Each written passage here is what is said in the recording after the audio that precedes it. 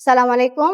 আমি জারিন তাবাসসুম চান্দিনা মাতৃভূমি model school and college থেকে এসএসসি ২০২৬ এ জিপিএ ৫ এ উত্তীর্ণ হয়েছি। এর সাফল্যের পিছনে নির্দিষ্ট কারণ হিসেবে আমি বলব যে আমার স্কুলের যে টিচাররা, এছাড়াও আমার মা-বাবা সকলেই আমাকে অনেক সাপোর্ট করেছে। এছাড়াও তাদের সবার অনুপ্রেরণা, বিশেষ করে আমার বাবা যিনি চিটাগং বিশ্ববিদ্যালয় থেকে অনার্স ম্যাথমেটিক্স অনার্স মাস্টার্স করে। তো ওনার এই সাফল্য দেখে আমার এই যাত্রা যে ইন ফিউচার আমাকেও ভালো কিছু করে দেখাতে হবে। আমার স্কুলের প্রতিটি টিচার আমাকে এমনভাবে পড়াইছে যেন প্রত্যেকটা বিষয় আমি আমার বেসিক থেকে জানতে পারি। এছাড়াও আমার মা-বাবা আছেন যারা সর্বসময় আমাকে সাপোর্ট করে গেছে। স্কুলের যে চেয়ারম্যান স্যার ছিলেন আখতার হোসেন স্যার, বিশেষ করে উনি আমার অনুপ্রেরণা হিসেবে কাজ করে। যিনি সর্বসময় আমাকে এটা মনে করাই দিয়েছেন যে ভবিষ্যতে যদি আমাকে কিছু করতে হয় তার ১ম ভিত্তি হচ্ছে এসএসসি পরীক্ষা। এসএসসি পরীক্ষায় যদি একটা ভালো রেজাল্ট করি তাহলে তা আমার ভবিষ্যতে আমি যা করতে চাইবো, আমার যে টার্গেট তা পূরণ করতে অনেক সাহায্য করবে। আমি ছোট থেকে আমার বাবাকে দেখে আসতেছি যে উনি চট্টগ্রাম বিশ্ববিদ্যালয় থেকে অ ম্যাথমেটিক্স এ অনার্স মাস্টার্স কমপ্লিট করে এবং আমি নিজেই চট্টগ্রাম বিশ্ববিদ্যালয়ে অনেকবার ঘুরতে গেছি। তো এই জিনিসটা আমাকে তখন ছোট থেকেই অনেক অনুপ্রেরণা দেয় যে যদি আমি আরো ভালো করে পড়ালেখা করি, আমার বাবার পরে আমি নিজেও চট্টগ্রাম বিশ্ববিদ্যালয়ে ঢুকতে পারি বা ওইখান থেকে আরো ভালো রেজাল্ট করে ওইখানকারই শিক্ষক কিংবা ইন ফিউচার আরো অনেক ভালো কিছু করতে পারি। আমার বাবা আমাকে প্রতিনিয়ত শিখিয়েছেন, পড়িয়েছেন। যেহেতু উনি ম্যাথমেটিক্স এর টিচার, তাই আমার কোনো সমস্যা হলে উনি সাথে, সাথেই আমাকে এটা সলভ করে দিতেন। আসলে এই ক্রেডিটটা যেকোনো একজনকে না, আমার এই সাফল্যের পেছনে ক্রেডিট আমি অনেকজনকে দিতে চাই। প্রথমত আমার বাবা ছিলেন অনুপ্রেরণা। এই ক্রেডিট আমার মায়ের দিক দিয়েও যে আমার মা আমাকে মেন্টালি অনেক সাপোর্ট দিছে।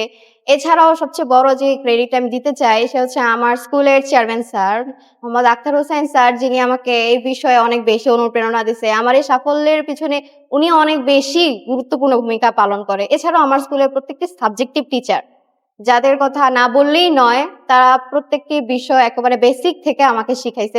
উনাদের এছাড়াও আমার যে টিউশন টিচার সবাই মিলে যদি উনাদের প্রচেষ্টা বা উনাদের সাপোর্ট যদি না থাকতো, তাহলে মনে হয় না এই সাফল্য আমি নিজে, নিজে পারতাম। তাই আমার সাফল্যের ক্রেডিট আমি আমার টিচারদের অবশ্যই এছাড়া আমার বাবা-মা সবার জন্যই দিতে চাই। পড়ার রুটিনটা আসলে এটা যার, যার ব্যক্তিগত এবং কে কতটা তাড়াতাড়ি পড়া মুখস্থ করতে পারে কিংবা কতটা তাড়াতাড়ি তার বুঝতে সক্ষম ওইটার উপর সবারটা ডিপেন্ড করে। তো আমারটা ছিল আমি ঘুম থেকে উঠে সকাল, সকাল সবার ১ম এ গ্রুপের যে সাবজেক্ট গুলা থাকে physics, chemistry, biology, math, higher math, তো এগুলো রাখার চেষ্টা করতাম। আর যেই সাবজেক্টটা এই গ্রুপের সাবজেক্টের মধ্যে কম পারতাম ওইটা আমি আরো বেশি করে ট্রাই করতাম যেন সকালবেলা সেটা আমি কমপ্লিট করতে পারি। এরপরে আমি স্কুলে যেতাম। স্কুলে আমার যতগুলো বিষয় হয় আমি ট্রাই করতাম যেন ক্লাসের পরে ক্লাসে শেষ হয়ে যায়। বিশেষ করে যেমন বাংলা, ইসলাম শিক্ষা, তারপর বাংলাদেশের বিশ্ব পরিচয় এগুলো আমি ঘরে পড়ার চাইতে স্কুলে অফ টাইম বা টিফিন টাইম বা যখনই সময় পেতাম তখন মেইন বইটা ভালো করে পড়ার ট্রাই করতাম।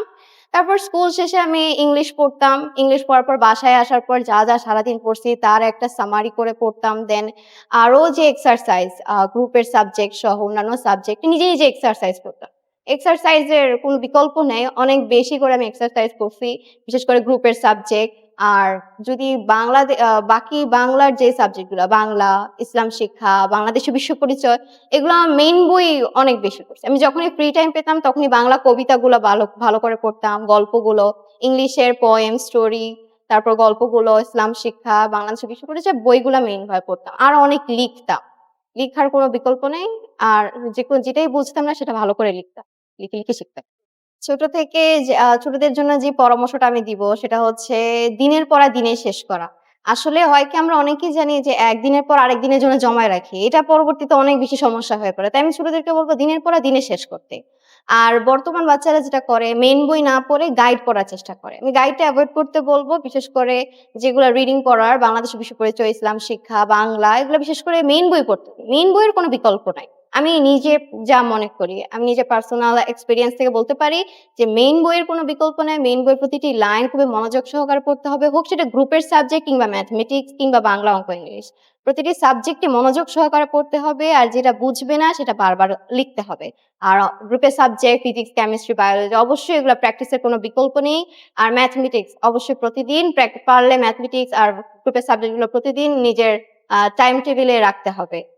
আর দিনের পড়া দিনই শেষ করতে হবে।